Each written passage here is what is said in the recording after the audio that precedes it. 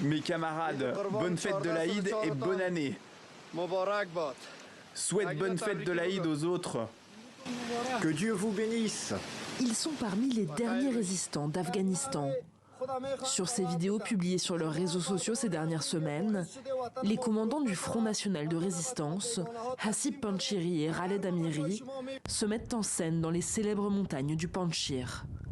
Cette région a longtemps été le bastion de la résistance contre les talibans, notamment à l'époque du chef de guerre Ahmad Shah Massoud, opposé aux soviétiques puis aux islamistes, avant son assassinat en 2001 par des kamikazes d'Al-Qaïda.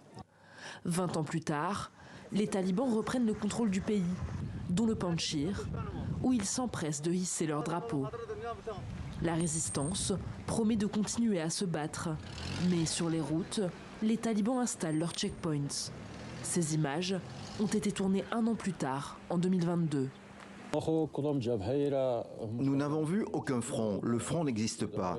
Leurs affirmations sur les réseaux sociaux sont incorrectes. Un front a une formation régulière et nous n'avons pas vu d'armée contre nous. Plusieurs fois, lorsque nous sommes allés dans les grottes et les montagnes qui étaient leurs cachettes, avec l'intention de mener des opérations de nettoyage, ils n'avaient pas la force de se tenir debout et de se battre contre nous en tant que front. Ahmad Massoud, le fils du commandant Ahmad Shah Massoud, s'est juré de poursuivre le combat de son père à distance. Il vit dans la clandestinité et voyage à l'étranger pour plaider la cause du front de la résistance.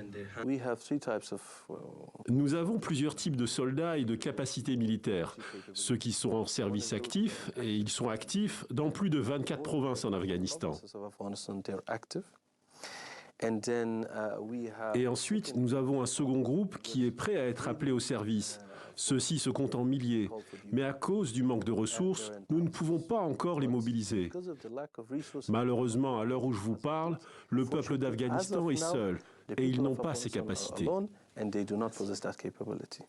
Les chiffres avancés par Ahmad Massoud sont impossibles à vérifier, mais en s'exprimant face à la presse, il occupe le front médiatique, alors que sur le terrain, son organisation est de plus en plus isolée. Le Panjshir est entouré de régions qui sont sous le joug et qui sont dominées par les talibans. Donc c'est très difficile de faire voler des hélicoptères, c'est très difficile de larguer des vivres et c'est devenu particulièrement complexe d'acheminer les matériels militaires, précisément parce que l'Ouzbékistan, le Turkménistan, l'Iran, le Pakistan, l'Inde, la Chine, le Kazakhstan, et je n'oublie évidemment ni le Tadjikistan ni le Kirghizistan, veulent tout simplement faire du business avec les talibans. Selon l'ONU, qui dénonce un apartheid de genre imposé depuis 2021 aux Afghanes, la crise humanitaire en cours dans le pays est aujourd'hui l'une des plus graves au monde.